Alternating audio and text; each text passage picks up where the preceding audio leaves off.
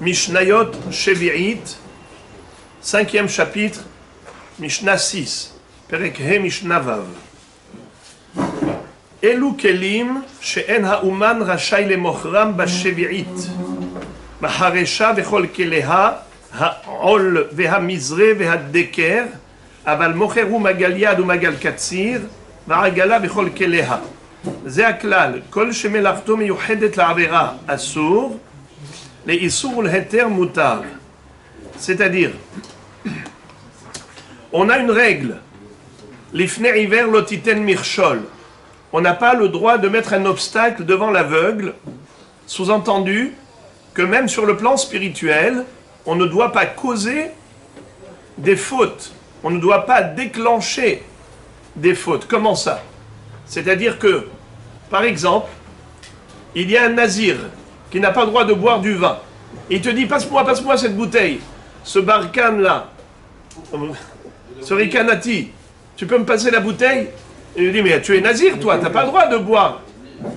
Alors, donner du nom cachère à un juif, ça s'appelle mettre un obstacle devant l'aveugle.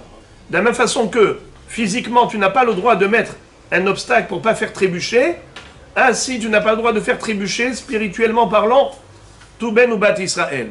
Donc, pendant la Shemitah, si on a affaire à quelqu'un qui n'est pas pratiquant, quelqu'un qui n'a pas de scrupules sur le plan Torah, il vient et il te demande de bien vouloir lui prêter ou de lui vendre des outils agricoles. Pendant la Shemitah, on n'a pas le droit de travailler la terre en Eretz Israël, on doit laisser la terre en jachère, au repos. On n'a pas le droit. Veshavta haaretz Shabbat Lashem. Durant toute l'année de la Shevi'it, ce monsieur vient et il te demande de lui louer une charrue pour labourer la terre. Tu n'as pas le droit, même si c'est ta parnassa. Ta parnassa, c'est de vendre des outils agricoles.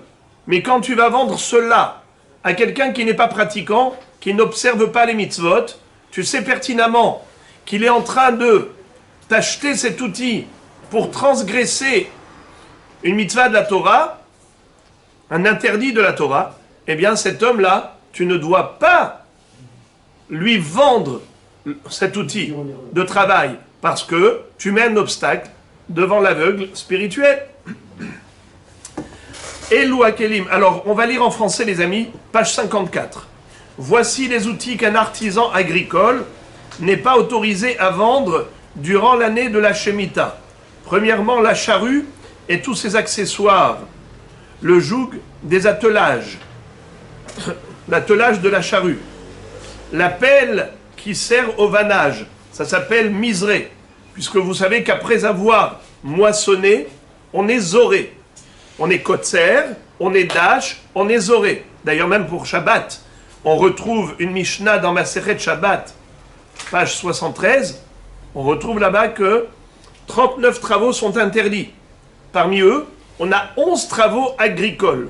À Horesh, à Kotser, à Horesh, à Zoréa, et à Kotser, à Dash, à Zoré. Toutes ces mélachot qui sont interdites Shabbat, eh bien c'est interdit pendant la Shemitah de faire ces travaux agricoles. Donc il ne faut pas lui vendre la pelle du vannage pour vanner. Vanner, c'est séparer le grain de son écorce. Alors on jetait en l'air le tout. Ce qui est lourd retombe sur place, ce qui est léger s'envole au vent. Ve'adeker. Adeker, c'est la pioche. Tout ça, c'est interdit. Par contre, aval mocher ou magal yad ou magal katsir, tu peux lui vendre une faux ou une faucille. Pourquoi? Parce que ces outils-là, c'est pas forcément pour cueillir des grandes quantités. Ça peut être utilisé pour moissonner et cueillir des petites quantités qu'on a le droit. Pendant la Shemitah, on n'est pas censé crever de faim. Pendant la Shemitah, on a le droit de cueillir ce qui est nécessaire pour manger, mais pas pour conserver dans des entrepôts, pas pour revendre. Comment ça s'appelle conserver en hébreu? Lishmor, chamour, Comment ça s'appelle quelque chose qui a été le fruit d'un travail agricole? Ça s'appelle Ne'evad. Ne'evad. Chamour ve Ne'evad. Ce sont des notions que vous allez entendre souvent lorsque Be'ezrat Hashem, on va arriver au halachot de Shemitah. On n'a pas le droit de faire la shora, de faire du business avec les fruits de la Shemitah. On n'a pas le droit de les conserver dans un entrepôt. On n'a pas le droit de travailler la terre pour les produire. Donc, là on dit, étant donné que la faucille, c'est pour moissonner des petites quantités et pas forcément des grandes quantités, tu as le droit de lui vendre ses instruments agricoles, vu que ce n'est pas sûr qu'il va faire une avera. Peut-être oui, peut-être non. Quand est-ce que c'est assourd de lui vendre un objet, un outil de travail agricole, quand c'est sûr que c'est pour une avera, comme la maharesha, la charrue, et ainsi de suite, tout ce qu'on a vu précédemment. Tandis que si c'est pour des petites quantités, alors peut-être c'est pour manger. Si c'est pour manger, il a le droit. Aval mocheru, magaliad ou magal katsir, regardez ce que dit le Bartanora, page 56, à droite. Magaliad ou magal katsir va agala. Ou bien même une agala. C'est quoi agala? La charrette, un chariot. On a le droit de lui vendre. Pourquoi? Mutarim, shema ou rotse liktsor mina hefker, ou les hadi baragala les ma'achal beto, ve'en asur ela le havi harbe la asot otsar. Peut-être qu'il te demande de lui vendre la charrette pour transporter le peu de fruits qu'il a cueillis, chose permise, puisqu'il a le droit de nourrir sa famille. Nourrir sa famille, ce n'est pas des quantités pour entreposer, c'est des quantités juste le strict minimum pour survivre. Eh bien, tu peux lui vendre ses outils, même si c'est quelqu'un que tu sais qui n'est pas shomer Torah ou mitzvot. Et il y a Choliyot qui va s'en servir les issour. Mais étant donné qu'on peut se servir les héters, peut-être les héters, peut-être les issour, il n'y a pas d'interdiction de l'ifner hiver le titan mirchol. Tu peux lui vendre ses outils, puisque fort possible qu'il va s'en servir pour quelque chose de permis. Il ne faut pas le juger négativement et le condamner. Tu as le droit de lui vendre. Zéaklal, c'est ça le principe. Kol shemelartomi uhedet la avera assour. Les issour ou les héters mutar.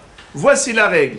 Tout outil, instrument, dont l'objet est réservé à un travail qui constitue une transgression durant l'année de la Shemitah est interdit à la vente à une personne soupçonnée de transgresser les lois de la Shemitah. Tandis que ce qui peut servir à un travail interdit comme permis, ça veut dire peut-être oui, peut-être non, durant l'année de la Shemitah, eh bien c'est permis à la vente à une telle personne. Toujours dans le même ordre d'idées. Mishnah Zain. Hayotzer. Mocher hamisha kade shemen, va hamisha asar kade yain. Sheken darko leavi min hafker. Veim hevi yoter mikan, mutar. Ou mocher la nochrim ba'aretz, ou le Israël bechutza la'aretz. Comme on vient de dire que il ne faut pas vendre à quelqu'un qui est soupçonné de transgresser la Shemitah, lui vendre des outils de travail dont on sait pertinemment qu'il va utiliser Be'issour, eh bien, là maintenant on nous dit comme ça. Normalement, le vin et l'huile que quelqu'un a pu ramener du Hefker, c'est quoi Hefker?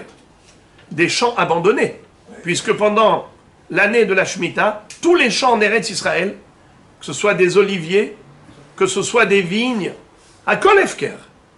Les gens y vont, ils prennent, ils cueillent, ils vont cueillir des olives, ils vont cueillir des raisins, et ils vont ramener du vin, de l'huile. On a le droit. On a le droit de vivre. On a le droit de boire du vin pendant la Shemitah, oui, de boire de l'huile. Alors comment tu vas faire? Eh bien, il faut cueillir ces raisins, il faut cueillir ces olives, il faut les presser, il faut avoir de l'huile, il faut avoir du vin. Alors maintenant, pour cela, il faut aussi des récipients, il faut des ustensiles. Quel était le récipient utilisé autrefois? Des tonneaux en argile. Des tonneaux, c'était de la poterie. Et intéressant qu'on n'utilisait pas le même argile pour les tonneaux de vin comme les tonneaux d'huile. Car l'huile, c'est plus épais que le vin, et donc ça coule, ça s'infiltre moins. On peut prendre même quelque chose de poreux. Tandis que l'argile pour le vin, pour pas que ça s'infiltre à l'intérieur, il fallait que ce soit de l'argile étanche, compacte.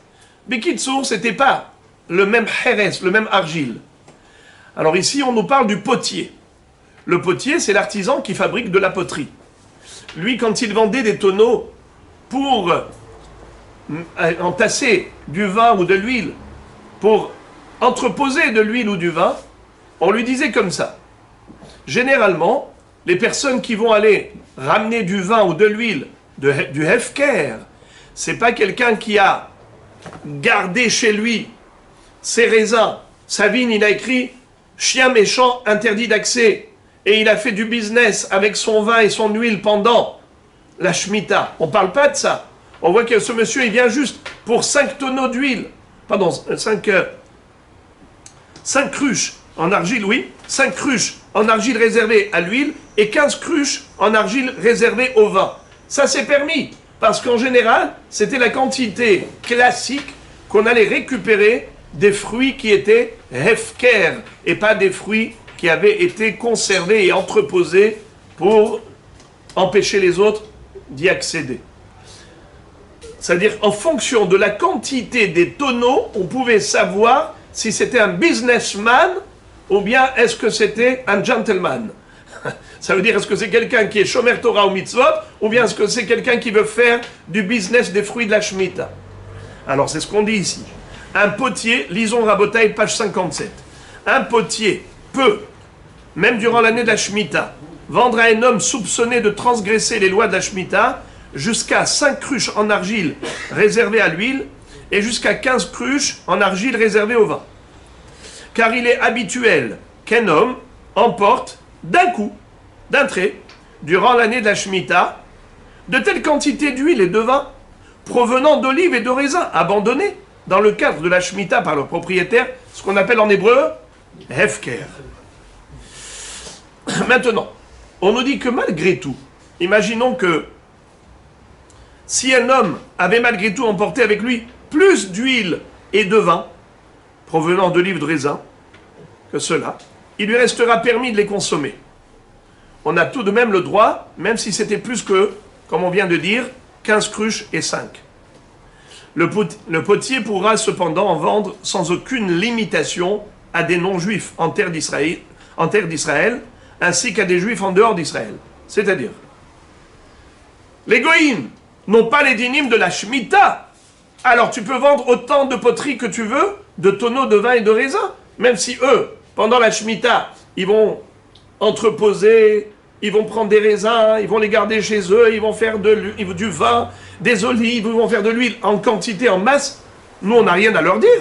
Eux, ils n'ont pas la mitzvah de Shemitah. Alors tu peux vendre des tonneaux à profusion à des goïms et tu n'as pas à craindre que peut-être eux, ils vont revendre à des juifs. C'est pas la peine de te prendre la tête. Tu peux vendre au goï. Également, tu peux vendre la poterie à un juif qui est en train d'aller en Chutz La'aretz.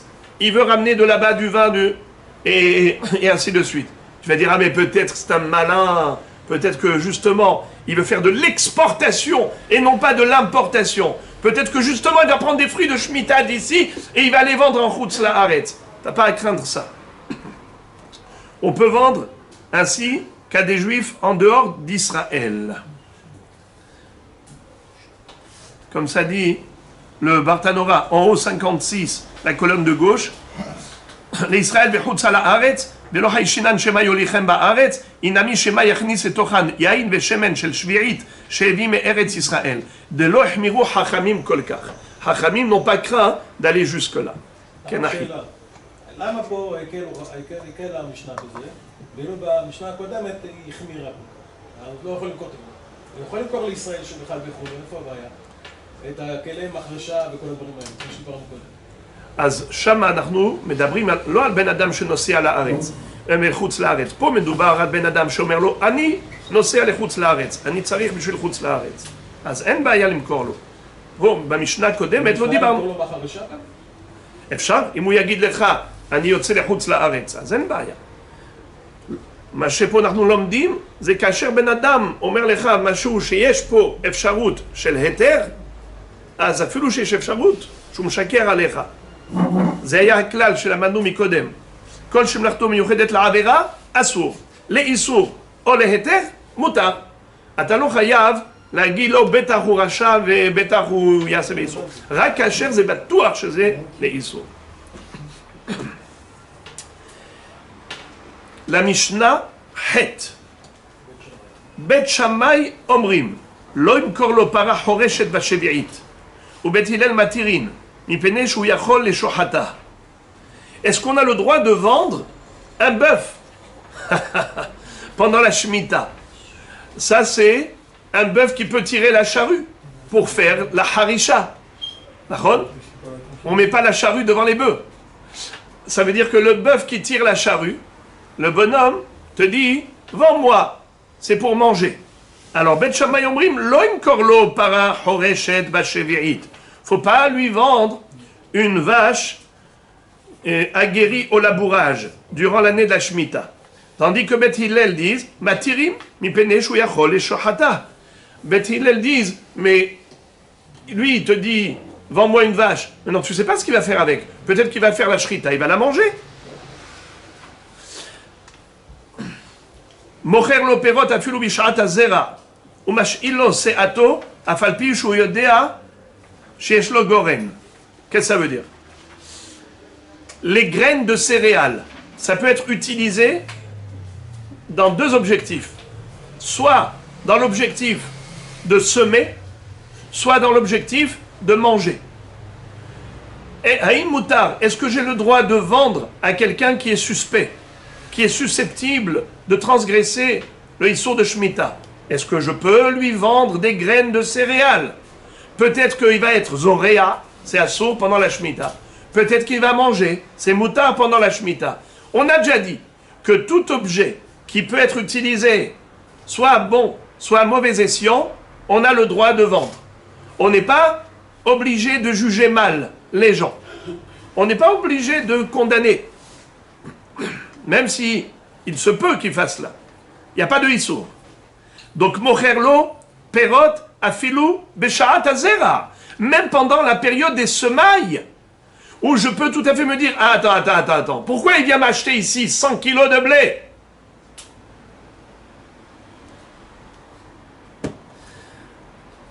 Ou mash'illo se'ato, afalpi shu yodeya she'eshlo goren.